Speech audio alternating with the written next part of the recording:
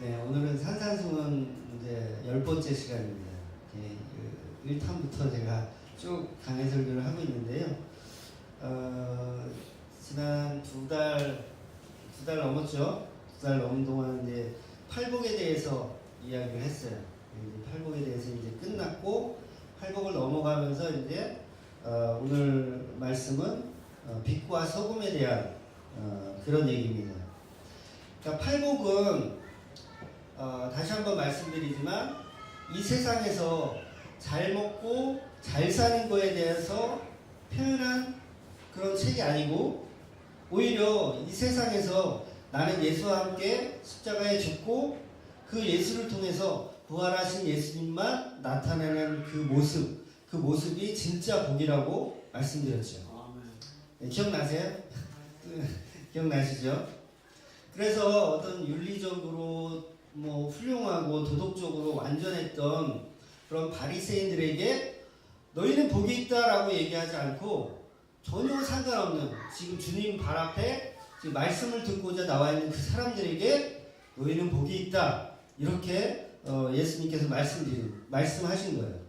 그러니까 그 복이 있는 사람은 어떤 사람이냐면 심령이 가난한 자, 애통하는 자, 온유한 자, 의에 줄이고 목마른 자, 긍휼한 자, 마음이 청결한 자, 합평케 하는 자가 복이 있다는 거예요. 어떤 율법으로 조금도 그 복에 이룰 수 없는 거죠. 어떤 율법을 잘 지켜서 예수님 말씀하신 복 가운데 거하려고 했더니 안 되는 거예요. 그게 안 된다. 심령이 가난해야 된다. 애통해야 된다. 오히려 그런 사람이 복이 있다라는 이야기가 팔복의 전체 줄거리입니다. 그러니까 오늘 말씀도 마찬가지예요. 어떤 율법적인 이야기, 도덕적인 이야기, 그런 이야기로 예수님께서 빛과 소금이 되어라 라고 얘기하시는 것이 아니라는 거죠. 그렇게 접근해버리면 성경을 잘못 이해할 수 있는 거예요. 세상 사람들에게 예수 믿는 어떤 사람들로서 세상의 빛을 발하고 소금처럼 이렇게 녹아지고 부패를 방지하고 이런 설교는 어릴 때부터 많이 들어보셨을 거예요. 빛과 소금의 살아? 그래, 내가 다른 사람들보다는 조금 더 착하고, 조금 더 좀 준법을 잘 지키고, 헌법을 또 잘 지키고, 이런 모습이 예수 믿는 사람이 어떤 그런 빛과 소금의 역할이다라고 알고 있었는데, 그 정도 교훈을 주기 위해서 예수님께서 그렇게 장황하게 팔복을 설명하시고 빛과 소금을 설명하시지 않았다는 거죠. 그거보다 더 큰 게 있다는 거예요. 그게 어떤 건지 오늘 같이 알아보도록 하겠습니다. 조금 더 깊이 들어가면, 솔직하게 우리가 까놓고 얘기하면, 저는 그런 생각을 해봤어요. 우리 기독교인과 비기독교인, 기독교인과 타 종교인, 누가 더 착할까?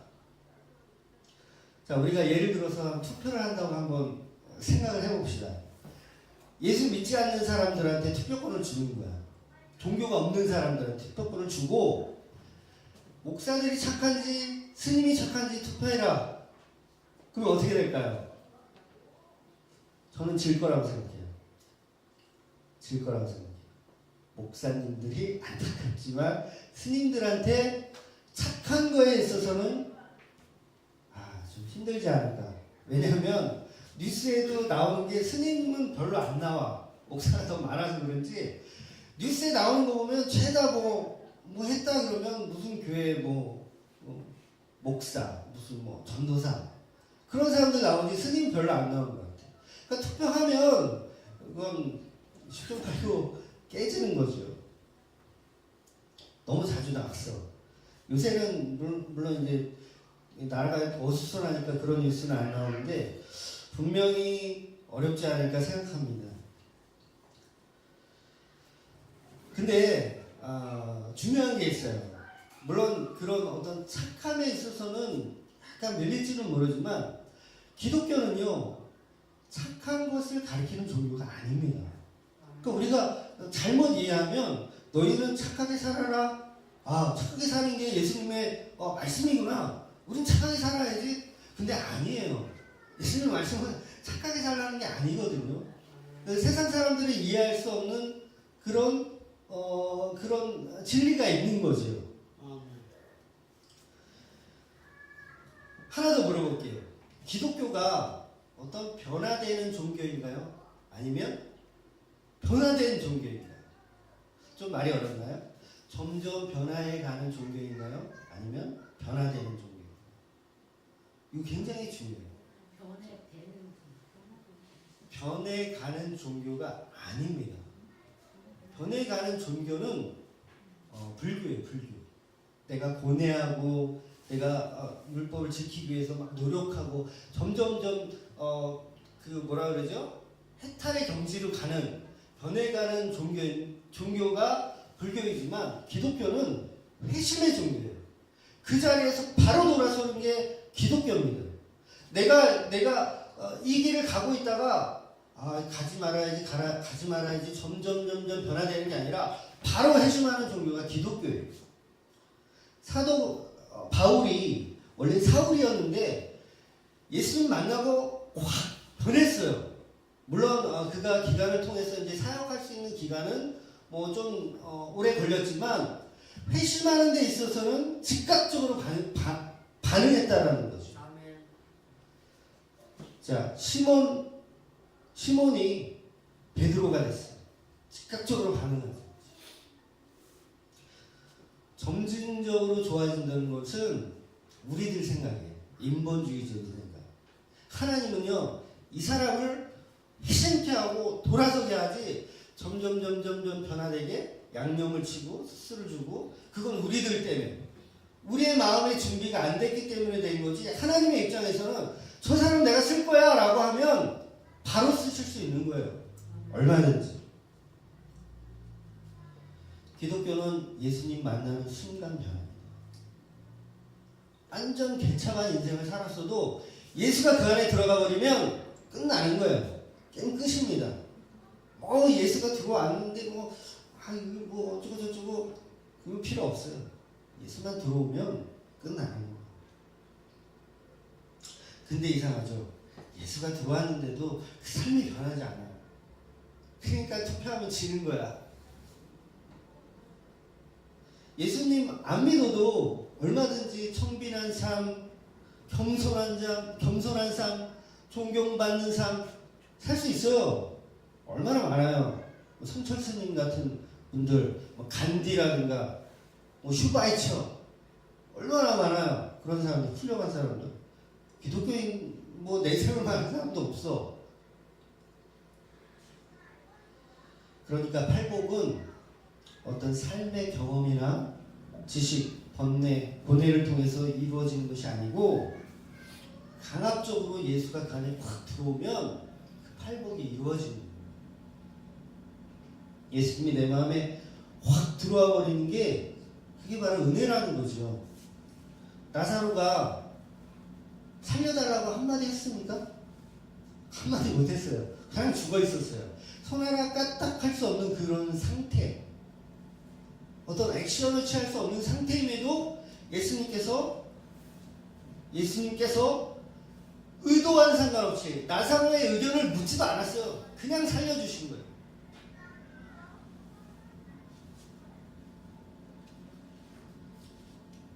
우리가 흔히 잘못 생각하고 있는 것 중에 어떤 그런 말 많이 쓰잖아요. 저도 많이 씁니다. 오늘 찬양이 참 은혜스럽습니다. 오늘 예배가 참 은혜스럽습니다. 이런 얘기 저도 써요. 근데 말장난을 하려는 게 아니라 그건 사실 엄밀히 따지면 잘못된 말이죠. 잘못된 말. 은혜는요, 내가 어떤 액션을 취해서 얻어질 수 있는 게 아니에요. 예를 들어서 내가 찬양을 하나님께 막 드리고 막 통성기도 하고 막 했더니 하나님 은혜가 막 쏟아져. 이거 뭐예요? 내가 뭔가 액션을 했더니 하나님께서 주신 거예요. 요거는 은혜라고 볼 수 없는 거예요. 왜? 내가 뭔가를 얻어내기 위해서 했으니까. 은혜는 아무런 조건도 없이 아무런 이유도 없이 그냥 주어지는 선물. 그게 은혜라는 거죠. 오늘 본문에서 너희는 세상의 빛과 소금이 되어지도록 노력해라 입니까? 너희는 빛과 소금이 될 수 있도록 좀 열심히 노력해서 나의 어떤 영광을 나타내라 이런 말인가요? 아니에요. 너희는 소금이다. 너희는 빛이다. 말씀 다시 보여주세요. 너희는 소금이다. 너희는 소금이니 이미 소금으로 결정되어진 거예요. 이미 빛으로 결정되어진 거예요. 근데 우리가 잘못하는 게 내가 빛이 되려고 한번 노력을 해봐야지. 내가 소금이 되려고 한번 세상에서 한번 노력을 해봐야지. 아니에요. 이미 된 거예요. 이미 소금이고 빛인 거예요. 물론 팔복에 대한 이해가 있어야 됩니다. 이게 이어지는 설교니까 조금 이제 이해하고 들으세요. 소금이 되도록 내가 열심히 예배하고 열심히 말씀 보고 열심히 찬양하고 기도하고 이래서 소금이 되는 게 아니라 이미 소금이 됐고 빛이 됐어요. 이미 결정되어졌는데 예수님 만나는 순간 소금이고 빛으로 결정되어졌는데 아직도 우리는 소금이 되려고 노력해요. 우리에게는 어떤 선한 것이 조금도 없잖아요. 있으신 분들이 있나 보다. 선한 것이 조금도 없어요. 저도 마찬가지예요. 저한테 누가 피해주고 나를 어떻게 내가 좀 손해볼 것 같으면 마음이 부글부글 끓어오르지 않아요? 운전하는데 누가 확 끼어들어. 그럼 벌써 기분이 없잖아요. 선한 양심이 조금도 없어요. 어떻게 내가 빛이 되고 소금이 될 수 있어요? 내 힘으로는 불가능. 그래서 예수가 들어와야 됩니다.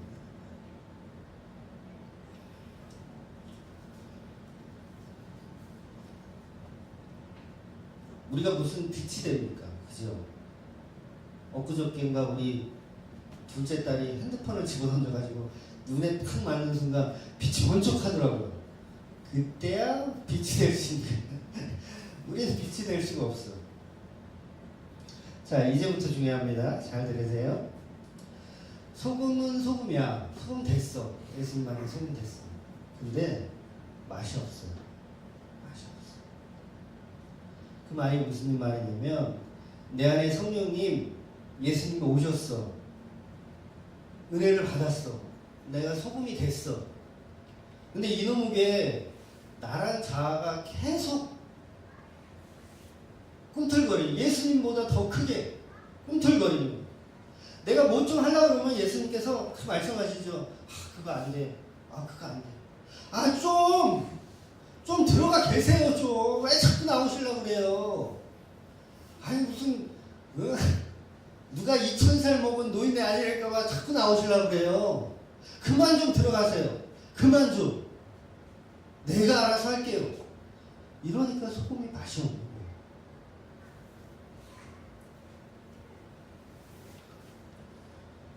예수 없이도 세상의 빛과 소금으로 사는 사람들 많아요. 우리가 보는 견해에서 진짜 빛과 소금으로 사는 것은 그런 이야기가 아니고 예수가 주인된 삶, 내 삶에 예수가 주인된 삶을 살고 있느냐는 거예요. 예수님을 영접했어. 예수가 주인이고 이 안에 들어와서 사는데 내가 그분으로 인해서 내가 죽는 거예요. 여러분, 빛은요 누구를 상징해요?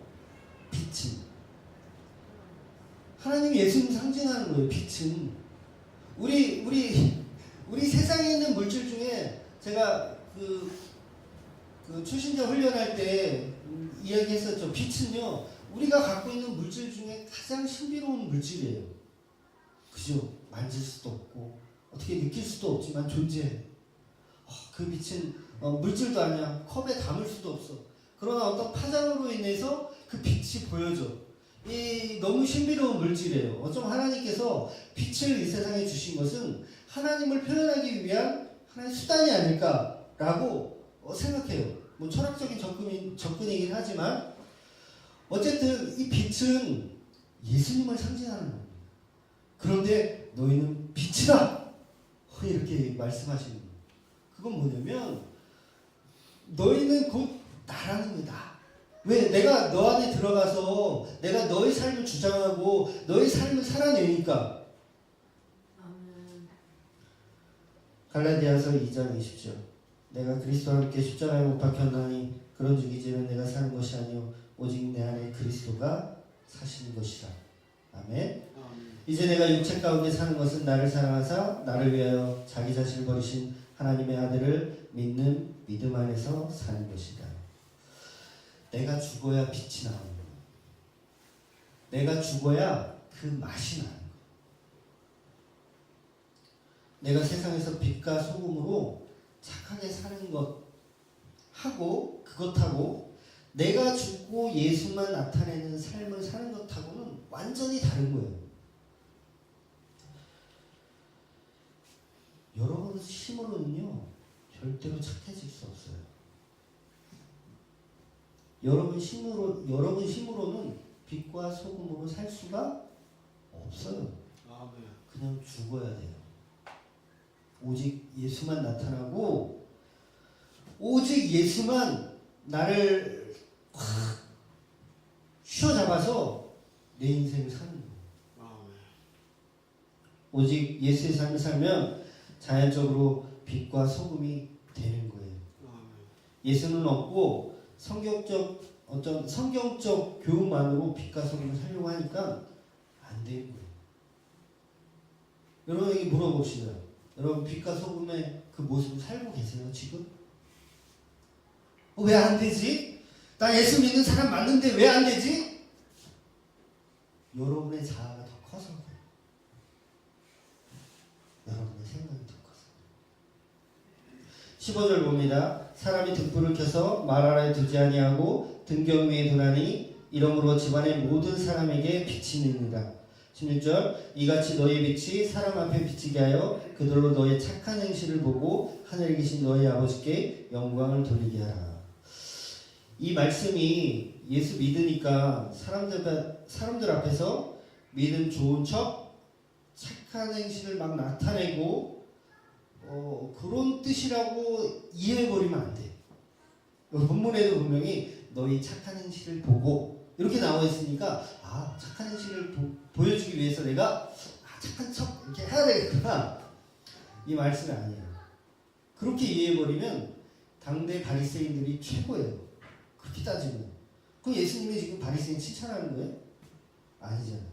바리새인은요 거리에서 막 기도하고요 나 금식해 나 금식해 막 이러면서 나 11조 이번에 엄청 많이 했어.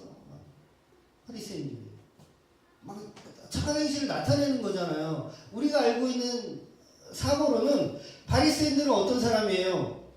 가식적인 사람, 회칠한 무덤 같은 사람, 그런 사람으로 어릴 때부터 목사님들한테 들어왔어. 바리새인들은 나쁜 사람이야.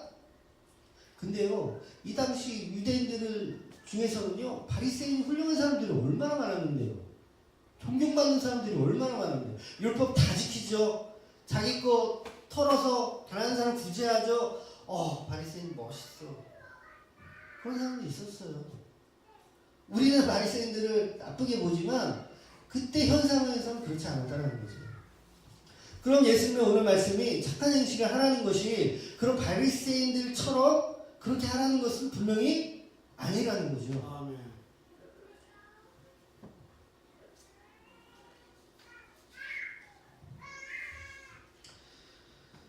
그러니까 사람들한테 잘 보이게 하기 위해서 막 티를 내. 금식하는 것도 막 티를 내고 구제하는 거 티를 내고 어디 그 고아원 가서 막 뭐 물품 하나 주고 사진 막 찍고 막 SNS에 올리고 나 이런 거 했어. 이거 완전 모순이잖아요. 그죠? 오늘 본문에는 예수 믿는 거 티내서 착한 일 많이 해서 사람들 앞에 영광을 돌려라, 그 얘기가 아니에요. 누가복음 18장에 보면 바리새인이 서서 기도하는 내용이 나와요. 나는 착하게 살았습니다. 나는 11조도 내고 내가 기도도 열심히 하고 했습니다. 근데 예수님은 그 바리새인의 기도를 옳지 않다라고 말씀하십니다. 여러분, 우리가 세상에서 빛과 소금으로 살아내는 그 방법은 너무도 쉬워요. 사실은 내가 죽으면 되는 건데 자꾸 뭘 하려고 그래. 티를 내려고. 등불을 말 아래 두지 말고 등경 위에 두라고 말씀하셨습니다. 예수 믿고 내 자신이 죽었어. 그것으로 끝나는 게 아니야. 내 자신이 죽었어. 죽은 것만으로 끝나는 게 아니라 빛이신 예수님이 움직일 수 있도록 길을 열어주셔요. 여기서 말하는 말은 얼룩말이나 조랑말이나 이런 말이 아닙니다. 곡식을 담는 그릇이에요. 왜 옛날에도 우리 조선시대 때도 이 불 켜기가 어렵잖아요. 나이타도 있는 것도 아니고 불 한번 꺼지면 그랬잖아요. 그래서 이 말로 이렇게 덮어놨다 그래요. 그래서 바람이 불어도 꺼지지 않도록 이제 이렇게 덮어놨다 그래요. 그러니까 이 등불은 비치기 위해서 만드는 건데 이 말로 덮어놓으면 안전하지만 필요가 없는 거예요. 안전하지만 필요가 없는 거예요. 여러분, 배를 항구에 딱 묶어놨을 때는 정말 안전해요. 폭풍이 몰아쳐도 이 배는요 항구에 있을 때 안전합니다. 근데 이 배를 만든 목적은 항구에 묶어두려고 만든 게 아니고 넓은 바다에 나가서 고기를 잡기 위해서 만든 거예요. 그러니까 예수님께서 빛을 이렇게 바라게 해야 되는데 우리가 자꾸 덮어. 예수님 그만 나오세요 좀. 왜 자꾸 나와요? 저 이건 내가 할게요.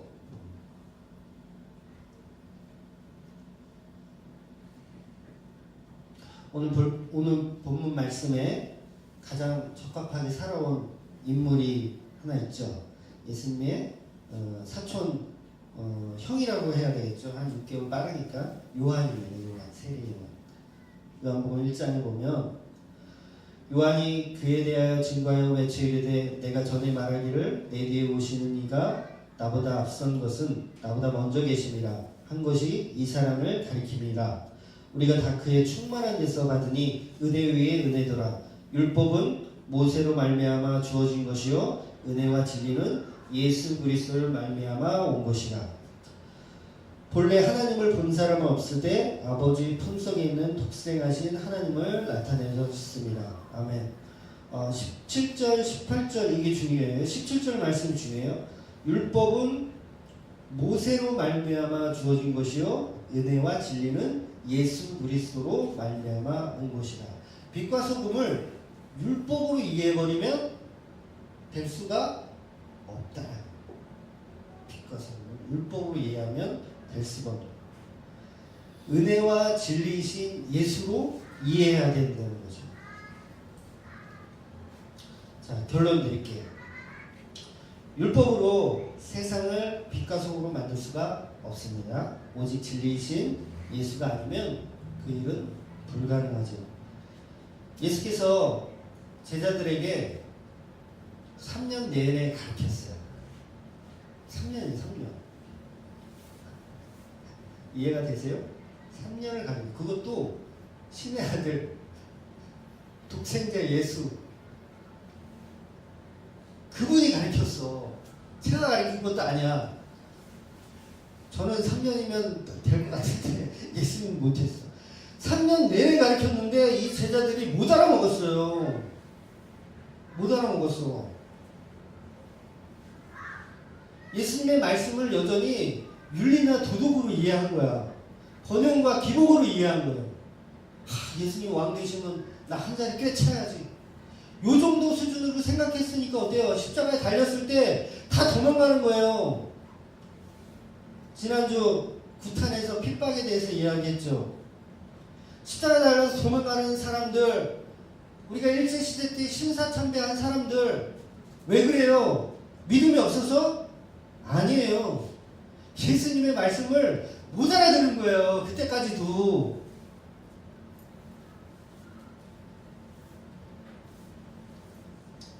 우리가 무슨 믿음이 있어서 신사참배를 거부하고 예수님 십자가 달렸는데 안 도망갈 수 있어요. 다 도망가요. 저도 도망가고 다 도망가요. 왜? 못 알아들어요. 진짜 예수님 말씀 못 알아들었어요.